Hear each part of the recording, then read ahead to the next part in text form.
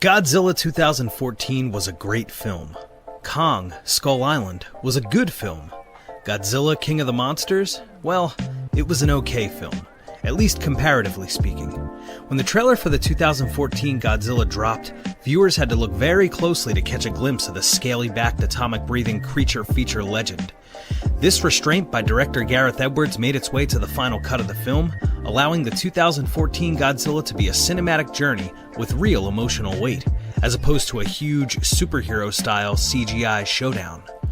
The idea of 2 or 3 Titan monsters fighting each other in downtown San Francisco could be a really goofy affair.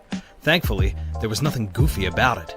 Godzilla 2014 opened the door for Warner Brothers and Legendary Pictures to create a MonsterVerse, and in 2017, it was King Kong's turn to go ape on screen. Pun intended. A-list actors went to Skull Island, the home of King Kong, in a film set in the early 1970s with a heavy hand on the Vietnam War era style. Kong whoops some serious behind, and like Film 1 in the MonsterVerse, there's some real emotional weight to the whole affair. Yes, the large CGI monsters are fighting, but no, it's still not as goofy as we would come to expect. The filmmakers are still able to make us care a great deal about the human characters. Godzilla, King of the Monsters puts an end to seeing the monsters on an as-needed basis and goes straight for the CGI monster battle royale. Vera Farmiga, Millie Bobby Brown, and Kyle Chandler are in the film. Do we care? Not really, even though the promotional scenes and stills of these great actors in King of the Monsters were fantastic.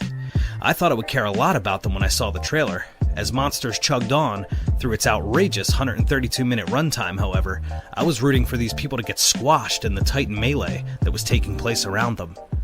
Emma Russell, played by Farmiga, is a paleobiologist for Monarch, a secretive cryptozoological organization that knew about the Titans when the rest of the world did not.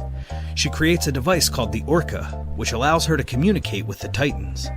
Emma and her now ex-husband Mark, played by Chandler, lost their son Andrew during the battle of 2014 between Godzilla and the Muto, leaving their daughter Madison, played by Millie Bobby Brown, to live with her mom as the world began healing from the devastation. 5 years later, Emma and Madison are kidnapped by eco-terrorist Jonah Allen, played by Charles Dance, who seeks to use the Orca to wake up the Titans and restore balance to the Earth. Unfortunately, after the Orca is used successfully on the benevolent Mothra, Alan's first stop on the Titan Wake-Up Tour is to Antarctica to free the sinister Monster Zero, better known as King Ghidorah. If you are familiar with Godzilla films, Ghidorah is considered Godzilla's #1 nemesis. He is a dragon-like creature with 3 heads that emits lightning on command. He's also not from planet Earth, like the other Titans, and, in King of the Monsters, sets out to wake up the remaining sleeping giants and control them. Humanity's only hope against Ghidorah is Godzilla, the King of the Monsters, and Mothra, the Queen. A monster mash of monumental proportions takes place throughout the rest of the film, and the CGI monsters are masterfully portrayed on screen.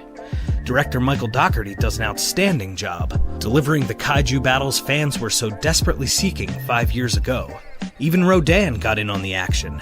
Michael Bay would be proud. Unfortunately, the human story was utterly useless. The actors did their best with Michael Dougherty and Zach Shields' screenplay, but I still found the story and dialogue to be quite ridiculous. And I wasn't alone. One moviegoer walked out after the 3rd absurd 90s-style one-liner from Bradley Whitford's character. He has quite a few zingers that are nowhere close to John C. Reilly's wit in Kong, Skull Island. Ken Watanabe returns as Dr. Serizawa from Monarch, and thankfully he is given much more to do this time around.